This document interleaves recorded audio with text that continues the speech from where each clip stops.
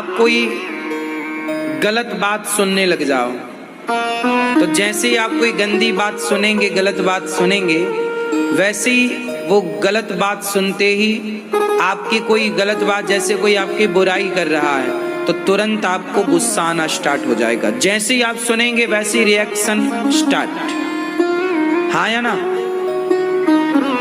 जैसे किसी लड़की किसी लड़के के बारे में कोई गलत तरीके से बातें करे, तो आप वो चीजें सुनकर शरीर उत्तेजित होने लग जाता है। जैसे सुनने से कभी गुस्सा आता है, कभी उत्तेजना आती है। ये बात सही है या गलत है?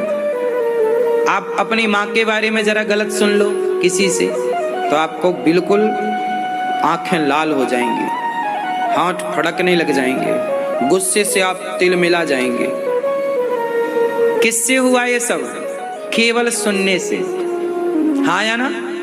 आप अपने पिता के बारे में जरा गलत सुन लो, तुरंत। आप अपनी बहन के बारे में, अपनी पत्नी के बारे में, अपने किसी जिससे आप प्यार करते हैं उसके बारे में जरा गलत सुन लो, तो आप बिल्कुल आंखें लाल।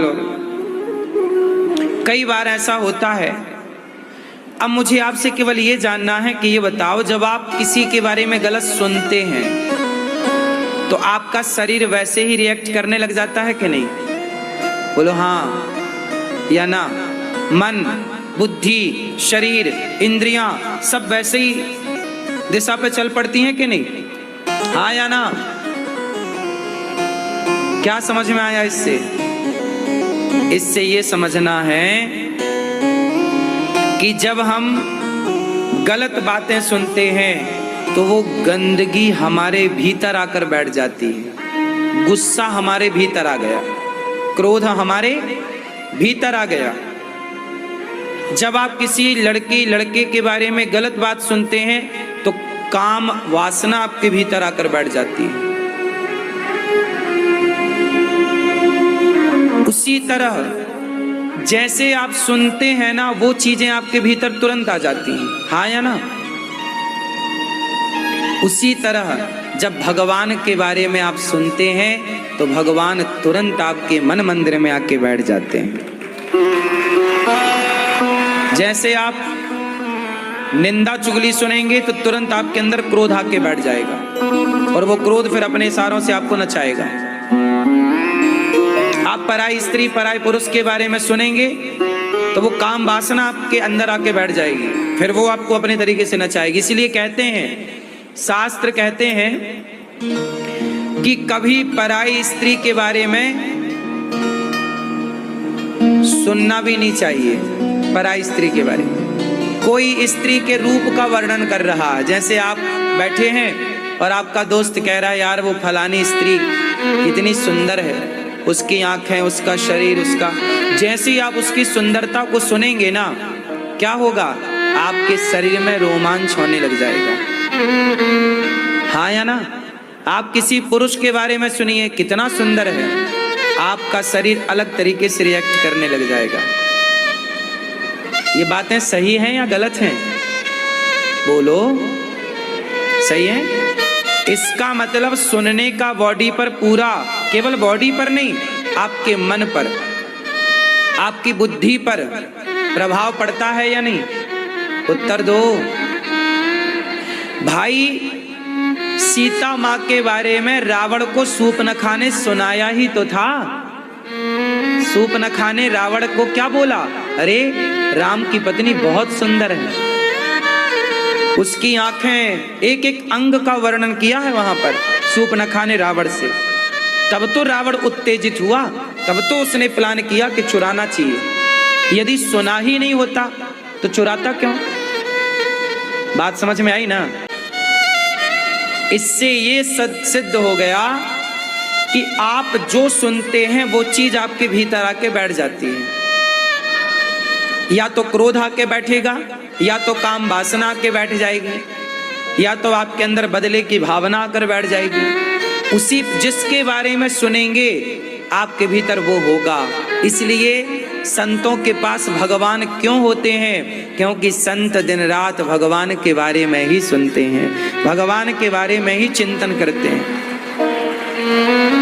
अब देखो ना, आप किसी पराई स्त्री का चिंतन करने लग जाओ, आप कुछ मत करो, केवल आंखें बंद करो, एक पराई स्त्री के बारे में सोचने लग जाओ, अपने आप आपका तन, आपका मन उस ओर खींचने लग जाएगा।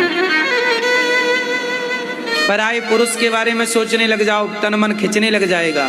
उसी तरह संत जन कहते हैं कि भगवान के बारे में सोचो। क्यों सोचो? क्योंकि आप जिसके बारे में सोचते हैं आप उसकी ओर खींचते हैं। मन चंचल तो है ही, उसी ओर तो जाएगा जिस तरफ उसे रास्ता मिलेगा, और रास्ता आप दे रहे हैं, या तो पराई स्त्री, या तो पराया पुरुष, या तो भगवान। अब जैसे आप किसी के बारे में सोचो कि वो कितना पैसे वाला है, आप पैसे के बारे में सोचेंगे तो आपका मन पैसे की ओर खिंच जाएगा। उसी के बारे में आप सोचेंगे, उसी के बारे में आप चिंतन करेंगे, और रात को उसी का सपना भी आ जाएगा कि आप बहुत पैसे वाले बन गए। हाँ या ना? बात सही है? आप पैसे के बारे में सोचिए तो आपको रात को सपना भी आएगा कि आप बहुत पैसे वाले बन गए, या आपका सारा पैसा चला गया, ऐसा सपना आ जाएगा। आप किसी लड़की के बारे में, पराई स्त्री के बारे में सोचिए तो रात को वो लड़की सपने में जरूर आ जाएगी। हाँ या ना? किसी लड़के के बारे में सोचिए तो वो आपके सपने में आ जाएगा। जब कोई स्त्री, कोई पुरुष के बारे में सोचने से वो स्वप्न में आ सकता है, तो भगवान के बारे में सोचने से भगवान स्वप्न में क्यों नहीं आएंगे? रास्ता दो ही है, तीसरा रास्ता नहीं है। रास्ते दो हैं, या सही रास्ता या गलत रास्ता। तीसरा रास्ता आप बताओ। या तो अच्छा रास्ता है या तो बुरा रास्ता है। हाँ या ना? आप सोचिए कि आप किसी का भला कर रहे हैं। आप दिन भर सोचिए कि मैं किसी गरीब को भोजन करा रहा हूँ, प्यासे को पानी पिला रहा हूँ, किसी को कपड़े पहना रहा हूँ, मैं किसी का बहुत ख्याल रख रहा हूँ, मैं किसी के बारे में सोच रहा हूँ कि मैं किस तरह इसका दुख दूर कर पाऊँ, किसी के आंसू पहुँच पाऊँ। जब आप किसी की भलाई सोचेंगे ना, और दिन भर सोचेंगे, तो आप भला कर पाएंगे, और वो भलाई करते हुए का आप सपना भी देख पाएंगे। व्यक्ति कैसा होता है बताओ? लोग कैसे होते हैं? लोग कैसे भी नहीं होते, लोग जैसा सोचते हैं वैसे हो जाते हैं। अपराधी क्यों बन गया? उत्तर दो। क्योंकि उसने अपराध के बारे में सोचा। हाँ या ना? सोचा तो हो गया अपराधी। इसलिए कहता हूं, मन को थोड़ा पकड़ के रखना, ये अपराध की तरफ ना चला जाए, गलत रास्ते पर ना चला जाए, मन बिल्कुल सही दिशा में हो। मन कहाँ लगे? सदा भले काम में। मन कहाँ लगे? भगवान में, सत्संग में, कथा में। बिल्कुल गलत मन बिल्कुल तैयार है गलत जगह जाने के लिए। आप जरा सी छूट दे दो, जरा सी ढील दे दो, तुरंत मन जाएगा गलत जगह। मन को बांध के रखना पड़ता है। जिनका मन बंधा है वो कंट्रोल है, वो सही है, और जिनने खोल दिया, अपने आप को आजाद कर दिया, गई भैंस पानी में। हाँ या ना? आप कैसे होते हैं? जैसा आप सोचते हैं। इसलिए तुलसीदास जी अच्छे क्यों हो गए? क्योंकि उन्होंने राम के बारे में सोचते रहे, राम राम राम, सोचते सोचते उन्होंने रामचरितमानस लिख दी। कबीरदास जी सोचते रहे किसके बारे में? राम के बारे में, भगवान के बारे में, समाज के उत्थान के बारे में सोचते रहे, लिख दिया। मुंशी प्रेमचंद्र का नाम सुना होगा। हाँ या ना? मैया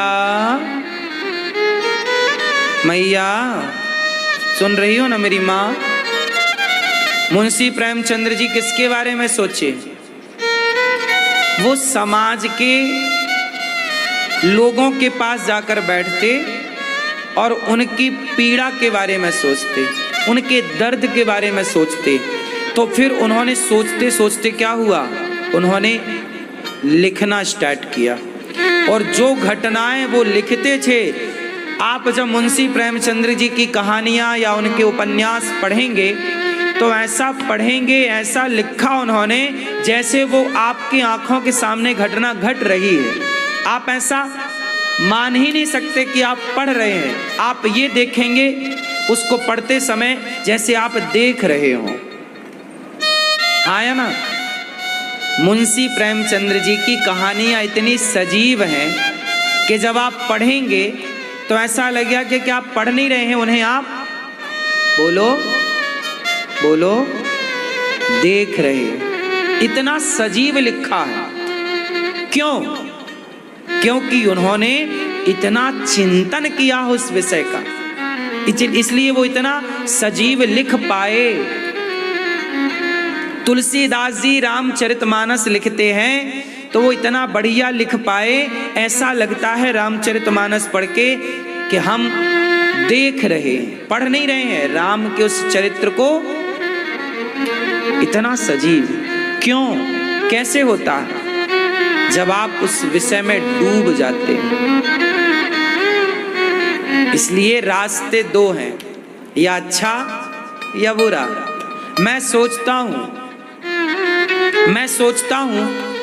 मैंने सोचा कि गौरी गोपाल आश्रम में आप लोग आते हैं, मैं आपकी किस तरह सेवा करूं। मैंने आपके सेवा के बारे में सोचा तो मेरे अंदर प्लान आया कि सेवा आपको भोजन से हो सकती है। मैंने सेवा के बारे में सोचा तो देखो भगवान ने सेवा का काम दे दिया, आप सबके लिए भोजन यहाँ उपलब्ध है। मैंने सोचा वृद्ध माओं के लिए तो मैं वृद्ध माओं की सेवा कर पाया। आप सोचते हैं, कई लोग, आप में से, आपका मतलब है आप नहीं, कुछ लोग आप सोचते हैं, कुछ लोग सोचते हैं यार शराब पी लेते हैं, थोड़ा महंगी वाली पीते हैं। आप शराब के बारे में सोचते हैं तो आप शराब बिल्कुल पी लेंगे जब आप सोचेंगे, क्या बड़ी बात। लोग महंगी से महंगी शराब के बारे में सोच रहे हैं, तो आप जो सोच रहे हैं वही तो हो रहा है। आप देखेंगे कि आपके आसपास वही हो रहा है जो आप सोच रहे हैं। इसलिए पूरा खेल सोच से, थॉट, जो आपके विचार हैं, उन विचारों से सबका निर्माण होता है।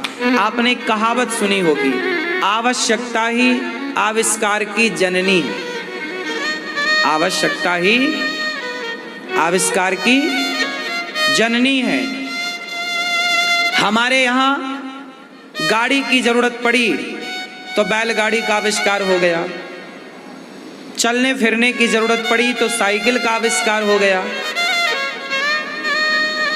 बोलो हाँ।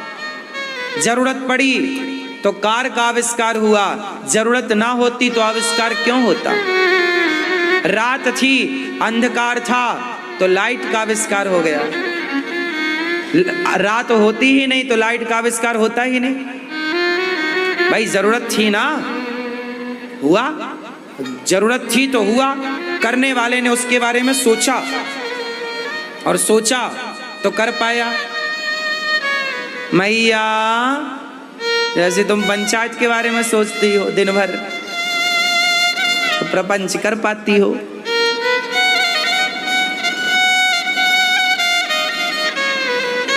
दुर्योधन ने सोचा कि मैं द्रौपदी के कपड़े उतरवाऊंगा, मौका मिला तो उतरवा दिया। दुशासन उतार। उसने तो बहुत पहले से यही सोचा होगा ना कि मौका मिले तो मैं ये करूंगा, ये करूंगा। उसने वही किया। फिर कुल मिलाकर आप अपने लिए जो करेंगे वो बहुत लंबे समय तक याद रहेगा, समाज को भी और आपको भी। इसलिए आपके पास अब दो रास्ते हैं, एक अच्छे राह, एक बुरी राह। अब किस पर चलना है? दो गिलास आपके सामने है, एक में शराब भरी है, एक में दूध भरा है। क्या पीना है वो आपको डिसाइड करना है। एक तरफ वो आपके दोस्त हैं जो आपको बुलाते हैं, यार एक पैक मार लो, क्या बिगड़ रहा है, आओ एक पैक मार लो, क्या बिगड़ता है।